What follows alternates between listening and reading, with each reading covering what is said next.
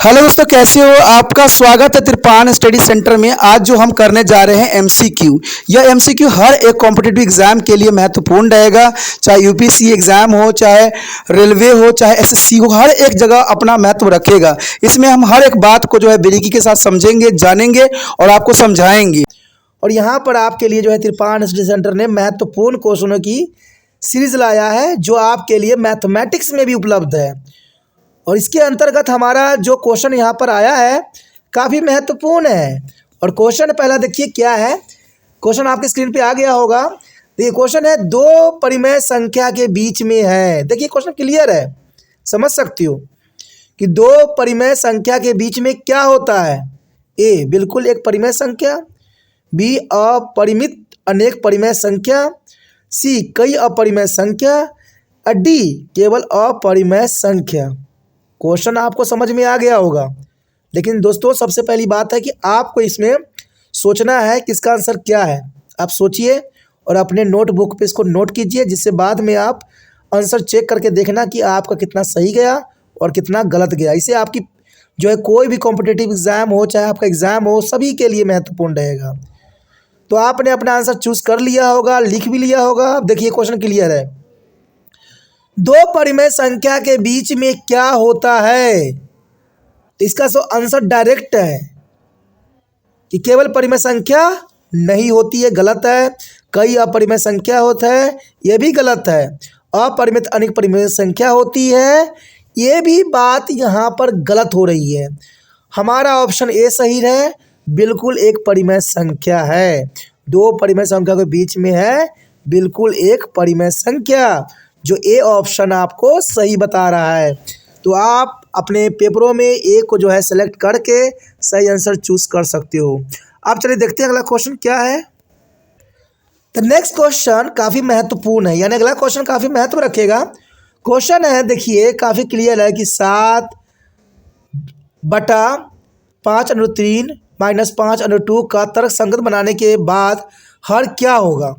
यानी तर्क संगत का मतलब दोस्तों ये है कि आपको यहाँ माइनस दिया हुआ है ना, तो आपको जो है प्लस से ऊपर नीचे मल्टीप्लाई करना पड़ेगा। जैसे कि मैं हमेशा समझाता हूँ और आप मैथमेटिक्स के वीडियो में भी देख सकते हो। 9th क्लास का जो मैथमेटिक्स वीडियो होती है त्रिपान स्टडी सेंटर पे, उसमें देखिएगा तो ऐसे क्वेश्चन आपको बहुत सारे मिल जाएंगे। जो बच्चे नहीं देखते हैं उनको तो पता ही नहीं होगा। तो ये क्वेश्चन क्लियर, अगर माइनस है तो प्लस से आपको ऊपर नीचे मल्टीप्लाई करना पड़ेगा। नीचे जो हो जाएगा आपका कटेगा, ये जो भी होगा। देखिए कैसे, मैं तो यहाँ पर कॉपी पे कर रहा हूँ, मेरा तो आंसर आ गया। आप सोचिए आपका क्या आंसर हो सकता है। ठीक है, आप अपना सोच के अपना कॉपी पे नोट कीजिए, फिर अच्छा रहेगा। इजी है, मैंने बता दिया कि 7/5/3 - 5/2 को जो है प्लस, यहाँ माइनस है तो प्लस से ऊपर नीचे मल्टीप्लाई कर दीजिए। आपका ऑप्शन जो है बहुत ही आसानी से आ जाएगा। तो देखिए क्या आपका 19 आया है, क्या आपका 20 आया है, क्या आपका 25 आया है, क्या डी में से कोई नहीं है। क्या आया आपका आंसर है? क्या कह रहे हो? कोई भी आंसर नहीं आया, तो इसका मतलब है डी ऑप्शन सही हो गया फिर, क्योंकि 19 आया, संभव मुझे भी नहीं आया, 25 20 भी नहीं आया, 25 भी नहीं आया। क्योंकि जर्नल सी बात, अगर आप देखिएगा तो 7 को अगर हम मल्टीप्लाई करें तो 35 हो जाएगा। ठीक है, और दोनों जगह 35 35 हो जाएगा, और इसका जो है सेम सेम रहेगा, तो संभव ही नहीं, आएगा ही नहीं है इसमें। तो इसका मतलब इसका आंसर इसमें से कोई भी जो है तर्कसंगत हर नहीं हो सकता। तो आपका आंसर सही है। चलिए देखते हैं अगला क्वेश्चन क्या है। आपके समक्ष आ गया होगा अगला क्वेश्चन, जो काफ़ी महत्वपूर्ण है। और क्वेश्चन है, एक परिमेय संख्या का दशमलव विस्तार हो सकता है। देखिए एक परिमेय संख्या में जब दशमलव लग जाती है ना, दशमलव का मतलब होता है पॉइंट, तो दशमलव का विस्तार कितनी हो सकती है। समाप्त करने योग्य हो सकती है, समाप्त करना, या भी आवृत्ति होती रहेगी, या तो समाप्त होने वाला या गैर समाप्त होने वाला होगा, या गैर समाप्ति और गैर आवृत्ति। देखिए हिंदी मीडियम वाले बच्चों के लिए शब्दों का थोड़ा सा झोल होती है, तो ये आपके लिए बहुत ही थोड़ा प्रॉब्लम आती है। इसलिए आपके लिए त्रिपान स्टडी सेंटर जो हर संभव कोशिश करता है कि इंग्लिश और हिंदी दोनों ही माध्यम में हो, जो बच्चों आसानी से इसको जो है समझ सके और सोच सके। अब आप भी इसमें जो है ऑप्शन सोचिए, इसमें से कौन सा जो है आंसर सही हो सकता है। मैंने तो सोच लिया, आप अपना सोचिए। तो आपने सोच लिया, एक परिमेय संख्या का दशमलव विस्तार हो सकता है, समाप्त करना योग्य। ए ऑप्शन बिल्कुल ही गलत है। क्या बी आंसर सही है? बी आपका जो है आंसर आवृत्ति एकदम गलत है। सी देखें, या तो समाप्त होने वाला है या गैर समाप्त होने वाला है। ए भी ऑप्शन कहीं ना कहीं जो है गलत ही है। तो इसका मतलब हमारा ऑप्शन एक रह गया डी, तो गैर समाप्ति और गैर आवृत्ति वाला है। तो एक दशमलव आप दिमाग में रखिएगा कि एक अपरिमेय संख्या का दशमलव विस्तार हो सकता है गैर समाप्ति के अंतर्गत या गैर आवृत्ति के अंतर्गत। तो ये दिमाग से आप फॉरगेट मत करना, एग्जाम के लिए महत्वपूर्ण रहता है। अब चलिए देखते हैं अगला क्वेश्चन क्या है। चलिए आपके समक्ष आ गया अगला क्वेश्चन, बहुत ही आसान है। 256 गुना बाय 0.16 गुना 256 0.09 का मान, बहुत आसान है। ये आप कैलकुलेट करके भी आप ज्ञात कर सकते हो, ठीक है। तो इसका ऑप्शन है ए 4, बी 16 और सी 64, डी जो है 256.25। तो मुझे पता है आप क्या ऑप्शन सोच रहे होगे, आप अपना सोचिए, मैं देख सकता हूँ आपने क्या सोच लिया होगा। कई बच्चे जो है अपनी इंटेलिजेंस इतना दिखा रहे होंगे कि डी ऑप्शन को जो है फटाक से चूज़ कर लिए होंगे, क्योंकि 256.25 सोच रहे होंगे कि उसमें भी क्वेश्चन में भी वही लिखा हुआ है और आंसर में भी यही लिखा हुआ है, तो एमसीक्यू ऐसा ही होगा। लेकिन यहाँ पर ऐसी बात नहीं है दोस्तों, ठीक है, ऐसी नहीं है। आपको जो है देखिए, सिंपल मैं बात बता रहा हूँ, पॉइंटों की आप गोली मारिए। पहले पॉइंटों को आप गोली मारिए। सबसे पहले 256 को 16 से गुना कर दीजिए, ठीक है, और वहीं पे 256 को 9 से गुना कर दीजिए। जो आंसर आएगा उन दोनों को आपस में मल्टीप्लाई कर दीजिए। जब आप मल्टीप्लाई कर दीजिएगा तो आपका डायरेक्ट ऑप्शन जो होगा आंसर आ जाएगा, और इसका आंसर होगा, क्या आंसर है? ए। आंसर होगा ए 4, आंसर होगा 4। आपने कैलकुलेशन कर लिया। अब चलिए देखते हैं क्या है अगला क्वेश्चन जो हमारे समक्ष आया है। क्वेश्चन है, निम्नलिखित में से कौन सा जो है x की घात 3 के बराबर है। देखिए ये क्वेश्चन बहुत ही क्लियर है। ऑप्शन आप दे सकते हो कि x की घात 6 है माइनस x3 है, और b जो है x की घात 6 जो बिंदी है उसका मतलब है मल्टीप्लाई x की जो है घात 3 है, और c जो है x की घात 6 है और यहाँ बटा में है x की घात 3, और d जो है x की घात 6 है और उसके ब्रैकेट के ऊपर 3 है। तो यहाँ पर सोचना बहुत ही आसान है, अगर दिमाग लगाइएगा तो बहुत ही आसानी से जो है इसका आंसर निकल सकता है। मैं आपको स्क्रीन पे भी समझाने की कोशिश कर सकता था, लेकिन थोड़ा सा मुझे टेक्नोलॉजी की प्रॉब्लम है, ठीक है, मेरे पास इतना टेक्नोलॉजी है नहीं जिसके जो मैं आपको स्क्रीन पर समझा सकूँ, लेकिन मैं बातें में भी बहुत कुछ समझा सकता हूँ, इतनी कैपेबिलिटी है मेरे अंदर। देखिए आपने अपना कॉपी पे कैलकुलेशन कर लीजिए, हम भी यहाँ कॉपी पे कैलकुलेशन कर रहे हैं। देखिए 6 की घात 6 है माइनस x की घात 3 है। अब देखिए 6 में से -3 होना संभव नहीं है। आप किसी भी टीचर से पूछ सकते हो, ऐसा होता कभी नहीं है कि अंडर जो है x की घात 6 में से x की घात 3 माइनस हो, संभव ही नहीं है। तो ये तो ऑटोमेटिक जो है यहाँ पर एलिमिनेट हो गया। b देखा जाए तो x की घात 6 है और गुना x की घात 3 है, तो यहाँ पर x तो कॉमन है, इसलिए यहाँ पर मल्टीप्लाई के निशान बीच में लग रहा है, और जहाँ मल्टीप्लाई होता है इसका मतलब है पावर प्लस हो जाता है। तो इसका अगर इक्वल में आंसर आएगा क्या आएगा? x की पावर 9। तो ये तो हो नहीं सकता बराबर। अगर देखिए d की बात करें तो d में देखिए कि यहाँ पर 6 और 3 को अगर आपस में मल्टीप्लाई, क्योंकि पावर हमेशा मल्टीप्लाई हो जाता है, एक पावर अंदर है एक पावर बाहर, तो मल्टीप्लाई होएगा तो x की पावर 18 हो जाएगा, जो कि बराबर हो ही नहीं सकता। बात रह गया c, तो x 6/x3, अगर अपॉन को अगर हटा दीजिएगा आप तो क्या हो जाएगा? x 6 divided by x3। अब देखिए जब भी डिवाइडेड के निशान हो तो एक बात आपको याद रखना चाहिए कि जो पावर होता है वो माइनस हो जाता है। तो देखिए x एक साइड रखिए और 6 - 3 कीजिए, कितना आ गया? 3। इसका मतलब आपका सी आंसर सही है। देखिए मैंने बातों बातों में समझा दिया ना, ये तो आपको ना तो लिखने की जरूरत पड़ा ना समझ की, 2 मिनट में समझ में आपको आ गया होगा। अब मुझे नहीं लगता कि इस तरह से कोई क्वेश्चन आएगा तो आपके हाथ से बचेगा या आपके जो है मन से बचेगा। तो इसका आंसर सी सही है। तो आप सी के साथ जा सकते हो कि x की 3 के बराबर जो है x की पावर 6 बटा x की पावर 3 सही आंसर है। चलिए देखते हैं अगला क्वेश्चन क्या है।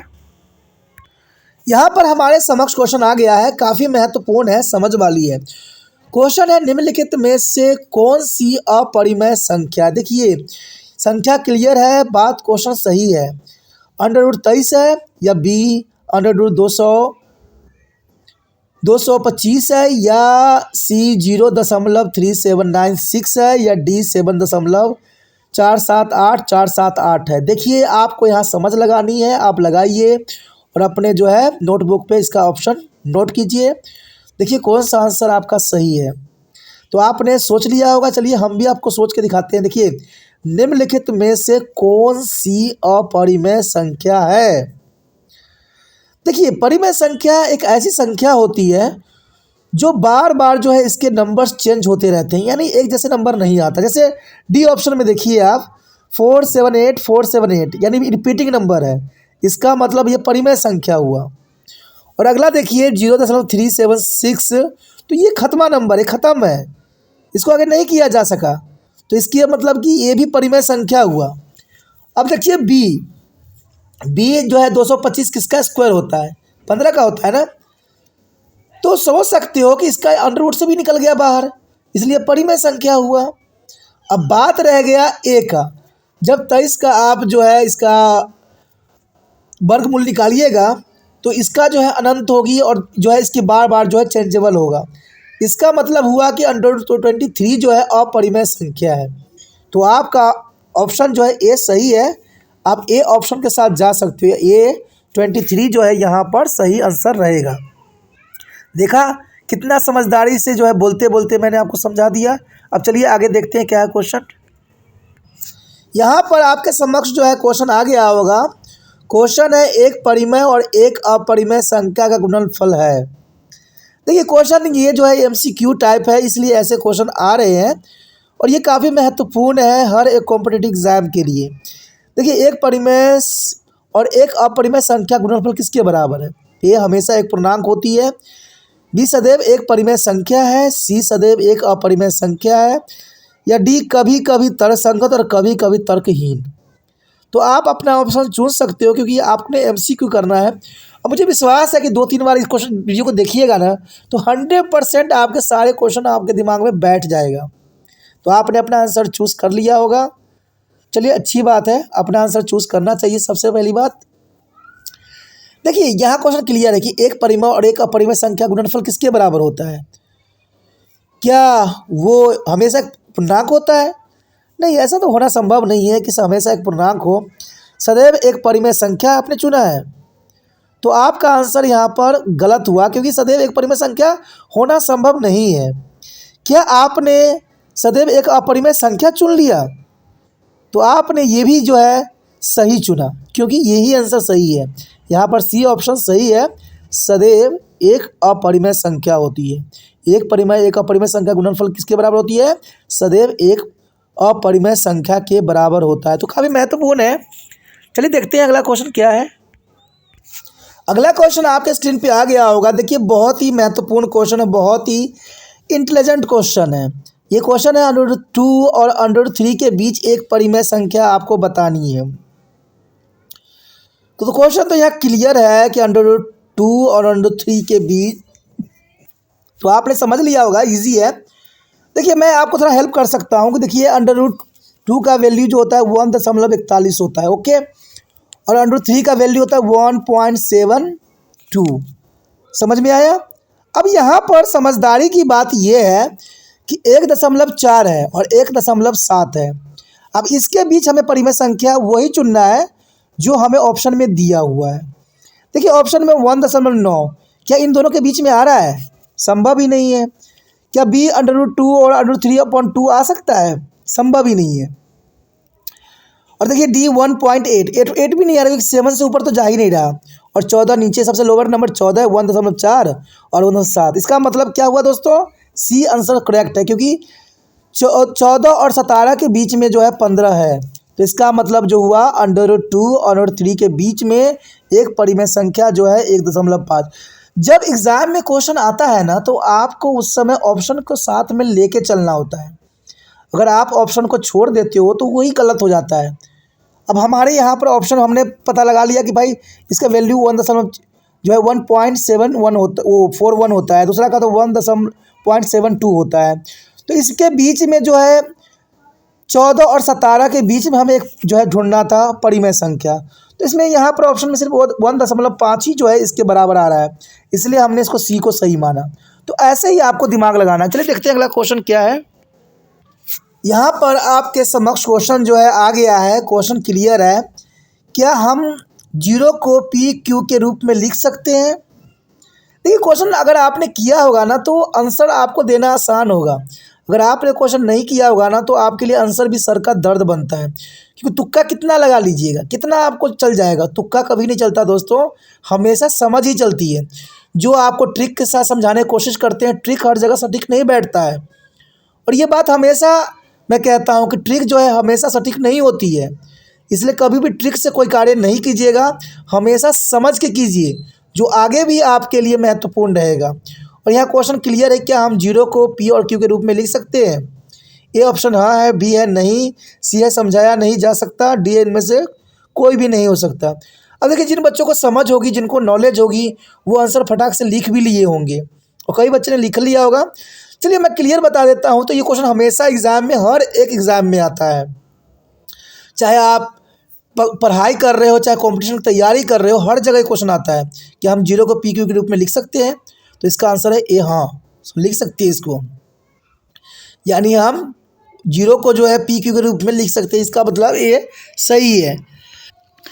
देखिए आपके स्क्रीन पे अगला क्वेश्चन भी आ गया होगा। काफ़ी महत्वपूर्ण ये क्वेश्चन है और क्वेश्चन क्लियर है। देखिए क्वेश्चन क्लियर दिख रहा है कि 3 और 4 के बीच 3 परिमेय संख्या। जिन बच्चों को मैंने समझाया उनको पता होगा, और जिनको समझ नहीं है वो मैथमेटिक्स के वीडियो देख सकते हैं, क्योंकि आप कहते हैं ना तिरपान स्टडी सेंटर बहुत काफ़ी महत्वपूर्ण है, हर जगह महत्वपूर्ण है। और यहाँ पर मैथ के भी आपके जो है पूरे वीडियो डले हुए हैं, सारे चैप्टर व्यूज़ दिए डले हुए हैं। तो आप लोग देखोगे समझोगे तभी समझ में आएगा ना। और ये क्वेश्चन भी तो क्लियर है। देखिए 3 और 4 के बीच 3 परिमेय संख्या ज्ञात करना है। चलिए आप लोग भी कीजिए, मैं भी करता हूँ। देखिए 3 और 4 के बीच में पहले अगर मान लीजिए इसको 2 से मल्टीप्लाई कर दो, क्योंकि रूल ये कहता है कि 3 के नीचे हम 1 मान सकते हैं, तो इसको हम 2 से मल्टीप्लाई कर देते हैं। चलिए 2 से कर देते हैं, तो 6/2 हो जाएगा। और सेम क्योंकि हमारा जो हर होना चाहिए इक्वल होना चाहिए, अंश मतलब जो मर्जी हो बट हर एक जैसा होना चाहिए। तो इसमें हर जो है 2 आ गया, और 4 में देखिए मल्टीप्लाई करते हैं 8/2। तो देखिए 6 और 8 बना, तो 6 और 8 के बीच में एक 7 होता है सिर्फ, तो इसका मतलब जो है ये गलत है। तो इसका मतलब ए ऑप्शन जो है एलिमिनेट हो गया। अब 7 तो बहुत बड़ी है। अब देखिए यहाँ पर 2 ऑप्शन एक जैसे दिए हुए हैं, एक तो बी और डी जो है एक जैसे ही लग रहे हैं, देख सकते हो आप। 11, 12, 13 नीचे 4 है, और इधर भी जो है 13, 14, 15 दिया हुआ है, लेकिन नीचे 4 है। एग्जामिनर इसी में कन्फ्यूज़ करता है बच्चों को। अब देखिए हम इसी ऑप्शन को देखते हैं। पहले तो हमने देख लिया, अब 4 से मल्टीप्लाई कीजिए बोथ साइड। 3/1 को 4 से ऊपर नीचे मल्टीप्लाई कीजिए तो कितना होगा? 12/4, ठीक है। और दूसरा जगह 16/4। अब देखिए 12 और 16 के बीच में कितने परिमेय संख्या आ रहे हैं? 12। 12 के बाद क्या आता है? 13, 14, 15, ठीक है। 16 तो हम ले नहीं सकते, तो इसका मतलब देखिए आंसर आ गया ना, बी है ना सही। तो बी आपका आंसर सही गया, बी पे आप जा सकते हो। तभी कहता हूँ ना कि ट्रिक हर जगह सटीक नहीं बैठता है, नॉलेज कैलकुलेशन ही महत्वपूर्ण होता है मैथमेटिक्स में। अगला क्वेश्चन जो हमारे समक्ष आया है काफ़ी महत्वपूर्ण है, और क्वेश्चन है किन्हीं 2 संख्याओं के बीच में है। देखिए किन्हीं 2 संख्याओं के बीच में क्या हो सकता है? क्या केवल एक परिमेय संख्या होगी, या बी अनेक तर्कसंगत संख्याएं होगी, या सी अनंत तर्कसंगत संख्याएं होगी, या डी कोई तर्कसंगत संख्या नहीं होगी? क्वेश्चन क्लियर है। अगर आपने थोड़ा समझा होगा तो क्लियर बहुत जल्दी समझ में भी आ गया होगा।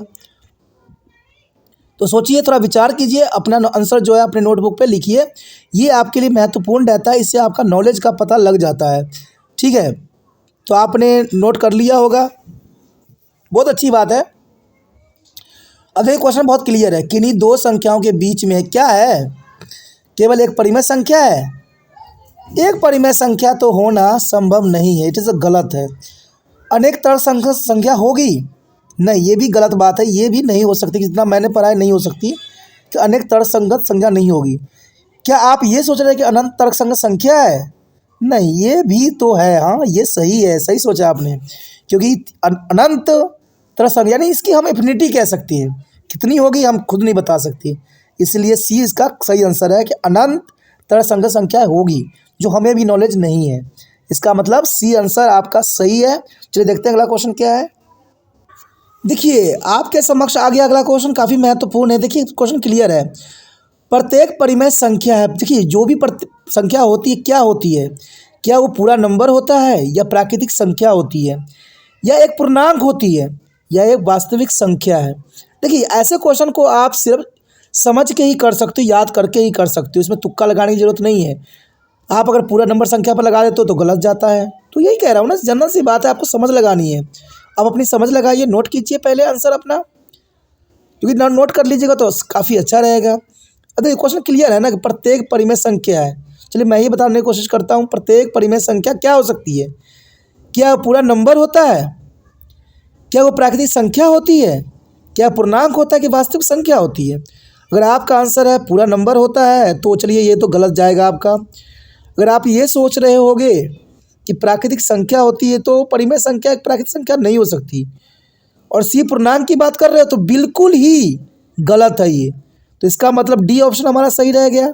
तो इसका मतलब जो है प्रत्येक परिमेय संख्या जो होती है एक वास्तविक संख्या होती है, और ये आपको दिमाग में हमेशा रखना पड़ेगा, हर जगह काम आएगा। वास्तविक संख्या एक परिमेय संख्या है। The real number is a परिमेय संख्या, दैट्स इम्पोर्टेंट। चलिए अगला देखते हैं क्वेश्चन क्या है। चलिए अगला क्वेश्चन आ गया है, काफ़ी महत्वपूर्ण है क्वेश्चन। देखिए क्या है कि √9 एक डैश संख्या है। अब ये काफ़ी महत्वपूर्ण है कि √9 एक डैश संख्या है, तो क्या वो तर्कसंगत है या बी तर्कहीन है, और सी न तो तर्कसंगत है और न ही अतार्किक है, या डी इनमें से कोई भी नहीं है। बहुत ही आसान और काफ़ी महत्वपूर्ण क्वेश्चन है। आप अपना आंसर सोच के देखिए क्या हो सकता है, मैं भी बताऊंगा कि क्या इसका आंसर है। देखिए ये एमसीक्यू काफ़ी महत्वपूर्ण है एग्जाम व्यू से, तो इसको अच्छे से कीजिए। आपने सोच लिया होगा अपना आंसर। देखिए क्वेश्चन है √9 एक डैश संख्या है। देखिए सबसे पहली बात तो इसमें से कोई भी नहीं है, इसको तो हम बात की बात करेंगे। न तो तर्कसंगत है और न ही आत्विक है। इसका मतलब है कि इन्हीं दोनों में से कोई ऑप्शन होगा, ये या बी में से। क्या वो तर्कहीन होगा या तर्कसंगत होगा। तो यहाँ पर अगर देखा जाए तो √9 जो है, देखिए √9 क्या है। √9 को अगर आप वर्ग से बाहर निकालते हैं तो 3 को 3 गुना कीजिए तो 3 इसका आंसर आएगा। आ गया। तो जनरल सी बात है दोस्तों, अगर अंडर से बाहर नहीं निकलता तो तर्कहीन होता, लेकिन √9 जो है से बाहर निकल गया, यानी 3 का जो है ये जोड़ा बना लिया और ये बाहर निकल गया। इसका मतलब ये हुआ ऑप्शन ए सही है, तर्कसंगत है। तर्कसंगत जो अपनी पूर्ण हो जाती है, तो इसका मतलब आपका ऑप्शन ए सही गया। ये संख्या जो है तर्कसंगत है, काफ़ी महत्वपूर्ण है। चलिए अगला देखते हैं क्या है। देखिए आपके समक्ष जो है यहाँ पर स्क्रीन पे क्वेश्चन आ गया होगा, काफ़ी महत्वपूर्ण है। क्वेश्चन क्या है, निम्नलिखित में से कौन सी एक अपरिमेय संख्या है। निम्नलिखित में से कौन सी अपरिमेय संख्या है। ए √16, बी √12/3 या सी √12 या डी 100। आप अपना दिमाग लगाइए पहले, आप भी अपना सोचिए क्या हो सकता है। अब देखिए क्वेश्चन यहाँ क्लियर है, बहुत क्लियर, दिमाग लगाने की ज़रूरत है इसमें कि निम्नलिखित में से कौन सी एक परिमेय संख्या है। अपरिमेय, परिमेय की बात नहीं किया है, एक अपरिमेय संख्या। अपरिमेय संख्या का मतलब दोस्तों ये होता है जो बार बार रिपीटिंग नंबर होता है। रिपीटिंग नंबर को हम अपरिमेय कहते हैं, बार बार आता रहता है, यानी उसका कोई भी नंबर मिलता जुलता नहीं, तो बार बार जो है अलग अलग नंबर आता रहता है, वो है एक अपरिमेय संख्या। अब देखिए 16 की बात करें, 16 को अंडर रूट में रखा गया है। अगर आपको नॉलेज होगा तो 16 जो होता है 4 का स्क्वायर होता है, तो ये 4 से अंडर रूट से बाहर निकल जाएगा, यानी ये परिमेय संख्या हो गई, क्योंकि 4 सिंपल 4 आ रहा है ना, तो इसका मतलब ये परिमेय संख्या हुई। बी देखिए 12/3। अब 12/3 तो 3 से काटिए इसको, 3 4 ज़ा 12, 4 आ गया, तो 4 अंडर रूट में आ गया। अब 4 देखिए किसका स्क्वायर होता है, 2 का, तो इसका मतलब ये स्क्वायर से बाहर निकल गया, तो ये परिमेय संख्या कहलाया। 2 ऑप्शन तो हमारा रिजेक्ट हो गया। और तीसरा देखिए डी पर देखिए थोड़ा नज़र डाल के, डी देखिए 100 है, और 100 किसका स्क्वायर होता है, 10 का, तो ये तो डायरेक्ट हो गया यार, ये सारे तो परिमेय संख्या है। अब देखिए सिर्फ 12 का लफड़ा रह गया। अगर 12 का आप फैक्टराइज करें, गुणनखंड कीजिए, तो 2 गुना 2 गुना 3 आता है ना, तो 2 चलिए बाहर निकल गया, 3 अंडर रह गया। अब हो गया ना ये अपरिमेय संख्या, क्योंकि इसको तो बहुत नंबरिंग आएगा। तो समझ में आया कि निम्नलिखित में से कौन एक परिमेय संख्या है, तो वो है C√12। अगर ऐसे क्वेश्चन आप समझ लेते हो ना, तो आप तो बातों बातों में जो है क्वेश्चन सारा हल कर दोगे एग्जाम में, और उतना भैया आपको पेन कलम चलाने की जरूरत भी नहीं पड़ेगी, नॉलेज होनी चाहिए। चलिए देखते हैं अगला क्वेश्चन क्या है। चलिए देखिए अगला क्वेश्चन आ गया है। क्वेश्चन बहुत ही क्लियर है। क्वेश्चन है कि 3√6 और प्लस 4√6 बराबर किसके हैं। इसको बहुत ही ईजी है दोस्तों, अगर आप थोड़ा सोचिएगा तो आंसर बहुत ही आसानी से आ जाएगा। A 6√6 है, B 7√6 है, या C 4√12 है, या D 7√12 है। बहुत आसान है, आप सोच लीजिए, बहुत ईजी है। ठीक है, आपने सोच लिया होगा, आंसर भी आप अपने नोट पे कॉपी पे लिख लिए होंगे। बहुत आसान है। देखिए हमको पता है एक बात है, क्योंकि प्लस जब होती है √6 बराबर है, तो इसका मतलब है ये दोनों तो प्लस नहीं होते हैं, सिर्फ बाहर के नंबर प्लस होगा। जैसे कि आपको देखिए, अगर मैं आपको ये बोल दूं कि x + x कितना होता है, तो आप क्या बताइएगा, x का स्क्वायर। गलत है दोस्तों, x + x जो होता है 2x होता है। तो देखिए मैंने क्या बोला, x + x, तो x की वैल्यू तो x ही रहा, लेकिन इसमें 2 है, इसलिए 2x लग गया। अब देखिए √6 यानी x की जगह पे है, ठीक है ना। और जो 1 की बात मैंने कही थी वो है 3 और 4, तो 3 और 4 प्लस हो जाएगा, लेकिन √6 प्लस नहीं होगा।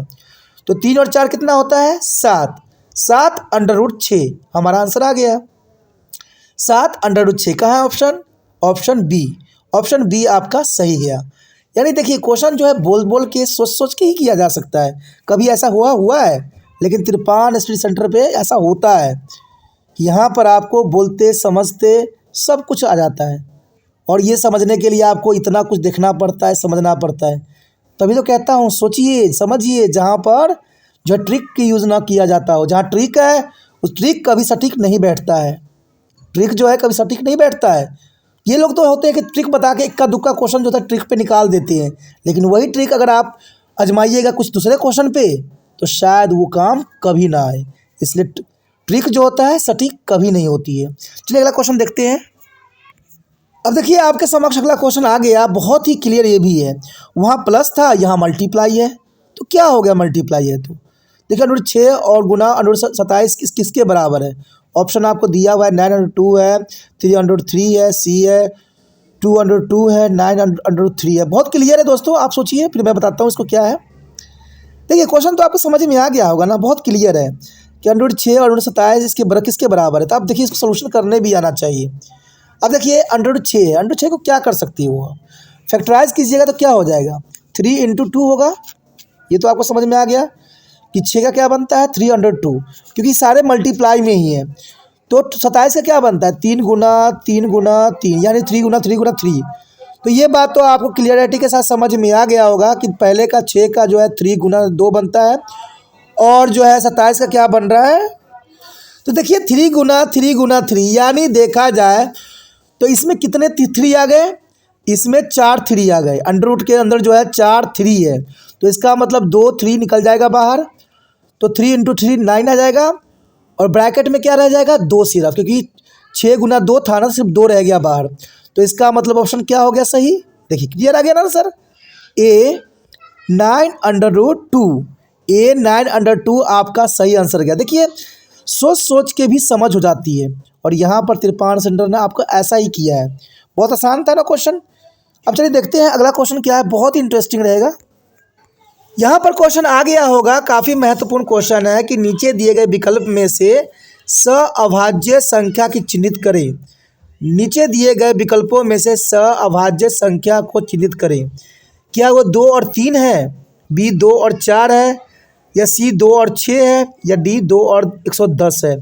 अब यहाँ पर भी थोड़ा दिमाग लगाइएगा तो आंसर 2 सेकंड में आएगा। आप सोचिए, विचार कीजिए और अपना आंसर नोट कीजिए। ये क्वेश्चन यहाँ पर क्लियर है कि नीचे दिए गए विकल्पों में से सअभाज्य संख्या को चिन्हित करें। अब देखिए सबसे पहली बात मैं D से यहाँ उठाता हूँ। D में जो है 2 और 110 दिया हुआ है। क्या D में जो 2 और 110 है, क्या 2 से डिवाइडेड है? हाँ 100% है। तो ये तो चलिए ये अभाज्य संख्या चिन्हित नहीं करती है, ठीक है ना। C जो है देखिए 2 और 6 ये दोनों ही 2 से डिवाइडेड हो रहा है, यानी ये सअभाज्य संख्या को जो चिन्हित नहीं करते हैं। बी देखिए 2 और 4 है, ये भी 2 और 2 से डिवाइड हो रहे हैं, दोनों ही 2 से डिवाइड हो रहे हैं। अब ऑप्शन देखिए ए, पहला तो 2 से डिवाइड हो रहा है और दूसरा जो है 2 से नहीं हो रहा है, तो इसका मतलब आंसर ये सही है। यानी देखा जाए तो इन विकल्पों में से सअभाज्य संख्या को चिन्हित कौन करता है, 2 और 3, यानी ऑप्शन ए सही आंसर है। तो ऑप्शन ए के साथ आप जा सकते हो, जो काफ़ी महत्वपूर्ण है। चलिए देखते हैं अगला क्वेश्चन क्या है। देखिए एक और इंटरेस्टिंग क्वेश्चन आपके स्क्रीन पे आ गया, काफ़ी महत्वपूर्ण क्वेश्चन है, बहुत ही इंटरेस्टिंग है। देखिए क्वेश्चन है √12 और √15 किसके बराबर है। यहाँ पर दिया हुआ है 5 √6 के बराबर है, या बी 6 √5 के बराबर है, या 10 √5 के बराबर, या √25 के बराबर है। तो देखिए यहाँ पर भी आपको थोड़ा समझ लगाने की ज़रूरत है, नॉलेज की जरूरत। मुझे पता है कि आप समझदार हो, आपने अपना आंसर चुन लिया होगा, जो कि काफ़ी महत्वपूर्ण है। फिर भी देखिए समझिए क्या है, इसमें क्या है। अब देखिए 12 है, 12 की क्या फैक्टराइज होती है, आपको पता होगा कि 2 गुना 2 गुना 3 होता है ना 12 का। और 15 क्या होता है, 3 गुना 5। तो अब देखिए इसका जो है वर्ग बनाइए, 2 का वर्ग बन जाएगा और 3 का वर्ग बन गया, तो 3 दूना 6, ये 3 दोनों में से वर्ग बना है तो एक निकल जाएगा, तो 6 बना और √5। देखिए कहाँ है 6 और √5, देखा मिल गया ना, बी ऑप्शन सही है। बहुत ही आसान है दोस्तों, इसको सिर्फ कीजिएगा तो भी पता लगता है, नहीं कीजिएगा तो कुछ नहीं मिलेगा। तो इसका आंसर सही है बी, 6 √5, यानी 6 √5 जो है इसका सही है। बी ऑप्शन करेक्ट है, बी ऑप्शन के साथ आप जा सकते हो। चलिए देखते हैं अगला क्वेश्चन क्या है। अगला क्वेश्चन आपके स्क्रीन पे आ गया होगा, ये क्वेश्चन काफ़ी महत्वपूर्ण है। क्वेश्चन देखिए क्या है कि यदि किसी संख्या का दशमलव निरूपण अनावाशनीय अनावर्ती है तो वह संख्या क्या कहलाएगा। यदि किसी संख्या का दशमलव निरूपण अनवासनीय अनावर्ती है तो वह संख्या क्या कहलाएगा। क्या एक प्राकृतिक संख्या कहलाएगा, क्या एक तर्कसंगत संख्या कहलाएगी, या एक पूर्ण संख्या कहलाएगा, या डी एक अपरिमेय संख्या कहलाएगा। क्वेश्चन यहाँ पर क्लियर है, सिर्फ समझने की ज़रूरत है। तो समझिए, अपना क्वेश्चन जो है अपने नोटबुक पर नोट कीजिए, क्योंकि नोट कीजिएगा वही बेस्ट होता है, ठीक है, इसे समझ लगता है। अब देखिए हम कोशिश करते हैं, इसको करने की कोशिश कर रहे हैं। देखिए यदि किसी संख्या का दशमलव निरूपण अनावासानी अनावर्ती है तो वो संख्या क्या कहला सकती है। क्या आपने ये सोच लिया कि एक प्राकृतिक संख्या कहलाएगी। दोस्तों प्राकृतिक संख्या तो कहलाएगी नहीं, क्योंकि दशमलव में है, या प्राकृतिक संख्या नहीं कहलाएगी। अब बात याद आएगा दशमलव निरूपण अनावर्सानी है तो एक तर्कसंगत संख्या भी नहीं कहलाएगी, और सी एक पूर्ण संख्या तो कहलाएगी ही नहीं। तो इसका मतलब क्या रह गया, ऑप्शन डी।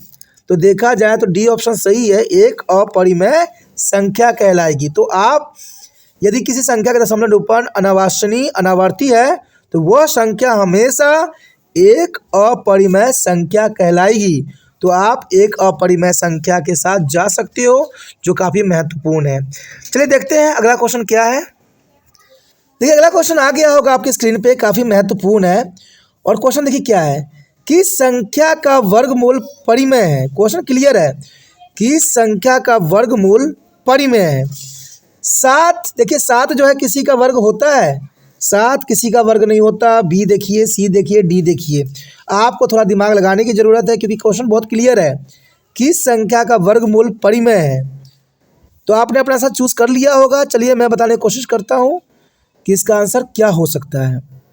देखिए दोस्तों काफ़ी महत्वपूर्ण है, पहली बार आपके समक्ष जो है ना तो पेन उठाया गया ना कुछ, फिर भी सब क्वेश्चन आपको दिमाग में आ गया। बहुत ही अच्छी बात है, ऐसा ही होना चाहिए बच्चों के माइंड, कि समझ समझ के ही सब कुछ समझा दे। देखिए किस संख्या का वर्गमूल परिमेय है। देखिए 7 जो है, 7 किसी का है वर्गमूल, नहीं हो सकता ना। लेकिन बी देखिए, 1.96 यानी है ये किसी का वर्ग है ना। किसका वर्ग है सोचिए, क्या 14 का वर्ग है, हैं? देखिए तो देखिए बी तो हो गया 1.4 का जो है वर्गमूल्य है, तो इसका मतलब बी ऑप्शन आपका सही गया, बी तो सही है। चलिए सी पे भी नजर डाल लेते हैं यार। सी 0.04, इसका मतलब 4 का भी तो होता है वर्गमूल, यानी 2 होता है, 0.2 बनेगा। सी का नहीं बनता, यानी सी 13 का तो बनेगा, डी तो 13 का बनेगा ही नहीं, डी जो है 13 उसका नहीं बनेगा। लेकिन ये क्या, ये तो दो ऑप्शन सही हो गए दोस्तों, कि 1.4 वर्गमूल परिमेय संख्या है और सी 0.04 यानी 0.02 यानी 0.2 नहीं होगा, 0.2 होगा ओनली, क्योंकि 2 को जब हम 2 बार मल्टीप्लाई करेंगे तो 0.4 आएगा, तभी तो बनेगा 4। हाँ यू राइट, यहाँ पर 0.2 यानी इसका आंसर हुआ बी और सी। देखिए दोस्तों, ऐसा क्वेश्चन कई बार एग्जाम में आ जाता है, बच्चे कंफ्यूज हो जाते हैं कि हम जाए तो जाए कहाँ, कि हम बी के साथ जाएं कि सी के साथ जाएं। भाई ऑप्शन अगर आपका दोनों ही सही है और आपका माइंड सही कह रहा है तो इसका मतलब दोनों ऑप्शन सही है, अब दोनों लगा दो, क्योंकि ये आपकी गलती नहीं, एग्जामिनर की गलती। भाई दो ऑप्शन सही कैसे दे दिया उन्होंने। अब यहाँ पर भी तो ये गलती किया गया कि किस संख्या का वर्गमूल परिमेय है। अरे भाई परिमेय तो यहाँ बी का भी दिख रहा है, क्योंकि वो 1.4 होगा, और सी जो है वो भी दिख रहा है कि 0.2 होगा। 0.2 का मतलब जो है 0.04 बनेगा इसका स्क्वायर, और 1.4 का जो बनेगा 1.96 बन जाएगा। तो इसका मतलब ये जो है दोनों वर्गमूल परिमेय संख्या है, तो इसका आंसर हुआ बी और सी दोनों ही है। कभी कभी ऐसा ऑप्शन आपको एग्जामिनर दे देता है, आपको कंफ्यूज नहीं होना है, आपको समझदारी से कार्य करना है। तो आपको समझ में आ गया होगा, सारे क्वेश्चन काफ़ी महत्वपूर्ण थे, काफ़ी ज़रूरी थे। अगर समझ में आया, अच्छा लगा और चाहते हो कि और भी वीडियो आपको इसी प्रकार प्राप्त होता रहे, तो एक ही उद्देश्य मेरा है, हर एक बच्चे तक पहुंचना है, उनको सही नॉलेज देना है। और ये माध्यम आप बन सकते हो, क्योंकि आप ही इस कक्षा में पढ़ते हो, इसमें रहते हो, समझते हो और अपने दोस्तों के साथ कनेक्ट रहते हो। इसलिए आपके बच्चों के कॉन्टैक्ट नंबर भी रहते हैं। तो आपको दोस्तों कुछ नहीं करना है, सिर्फ यूट्यूब से लिंक को कॉपी करना है और व्हाट्सएप स्टेटस पे लगा देना है। आप अगर अपना कार्य कीजिएगा तो 100% त्रिपाण स्टडी सेंटर आपके लिए हर एक कदम पे रहेगा, क्योंकि यहाँ पर 8 से लेकर एमए तक के बच्चों के लिए त्रिपाण स्टडी सेंटर अग्रसर है। तो सोचिए नहीं, विचार न कीजिए, जितना हो सके शेयर कीजिए। और पहली बार मेरे चैनल पे आए हो, पहली बार वीडियो देख रहे हो, समझ में आ रही है, अच्छा लग रहा है, मज़ेदार लग रहा है, तो सोचना नहीं दोस्तों, चैनल को सब्सक्राइब करके अपने मोबाइल में सेव करना है, और सेव करने के बाद ही आपको हर एक वीडियो का नोटिफिकेशन मिलेगा। सोचिए नहीं, अभी त्रिपाण स्टडी सेंटर के साथ जुड़िए।